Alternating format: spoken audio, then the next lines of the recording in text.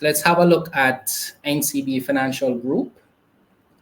So this is one of those companies that have long awaited to review their stock. A lot to cover, so I'm going to try and do it in a very short time. But the NCB Financial Group consists of various segments. We're seeing some of them here. So you have consumer and SME banking, payment services, corporate and commercial banking, treasury, wealth management, life insurance, general insurance, etc. Right? So the financial group consists of various business segments, and all of that leads to the number of revenues they're able to generate. And so it's many different business lines to understand. So of course, we're not going to go in depth. We're going to focus on some of the fundamental details of the stock. So this would be their performance for their Q1 that would have ended December 2023. And what you're seeing here is a total of 34 billion in revenue across all segments. Notable being life and health insurance, that's 31 billion, general insurance, and of course, consumer and SME banking was about 10 billion.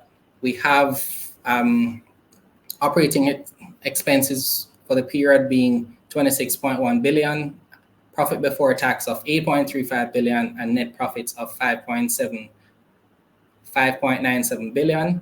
We saw earnings per share of $1.32. That's tremendous improvement from the same period last year. The stock price, however, has been trading somewhere between the 60 to 70 range for about the last 12 months. We'll get into that detail a little bit more. But the share price as at today, at the point of this recording, is $68.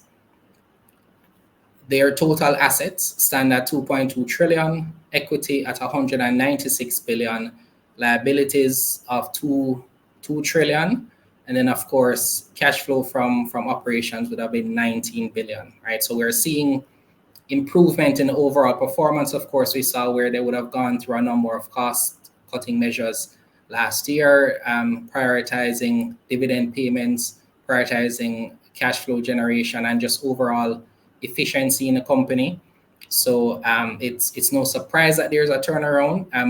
I'm expecting that there'll be more to come, but this is what we're seeing so far for their financial year.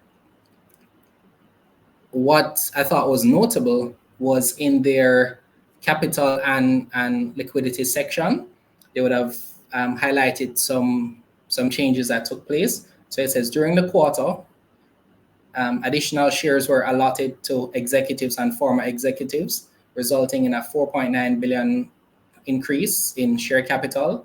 Issued and fully paid up ordinary shares increased by 78 million shares to a total of 2.5 billion shares. And then, of course, subsequently, 480,900 new shares were issued in January 2024 to a former executive of the group, increasing the total ordinary shares to 2.5 billion, right? So some shares were added. So that would be something to note if you're an existing shareholder. They're going to be meeting on February 16th to consider a dividend.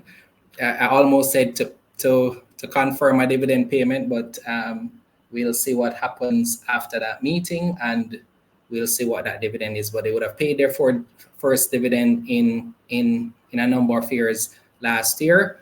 And so with all the changes that they've been making, they're of course hoping to continue that trend. This is a listing of their top 10 shareholders as at December 31st. So we see AIC Barbados Limited having 49% of the shares.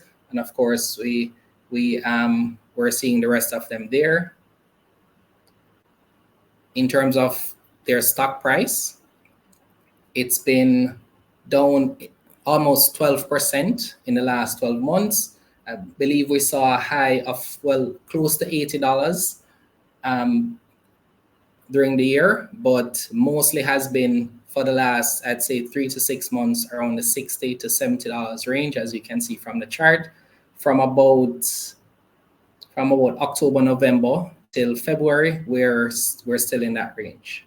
In terms of some statistics for the company, so the trading range today was somewhere between $68 and $69.75. The 52-week range, which I mentioned over the last year, up to $79 and as low as $55. So of course, if you were able to purchase at the low, you'd see some gains there.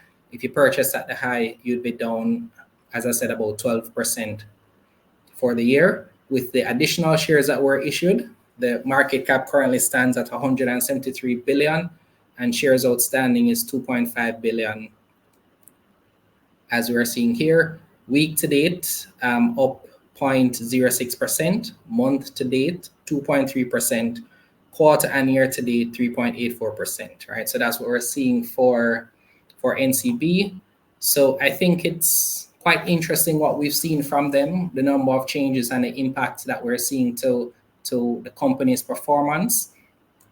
I was interested to see how things would start to progress coming out of those changes, but we're seeing it in the results that you're starting to see the impact of those measures. Of course, they would have costs in terms of settling, I guess you'd say, packages for former employees that have done a fair amount of downsizing in terms of making some of their teams smaller.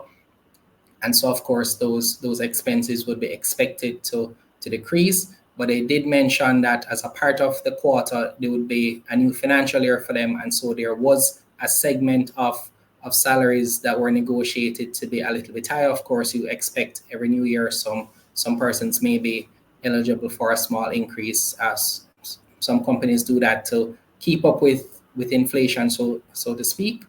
So that's what we saw. And so I think we're going to see a year of better performance for them. Of course, we'll see how that results in trading of the shares, stock price movement, etc. So we'll see how that goes.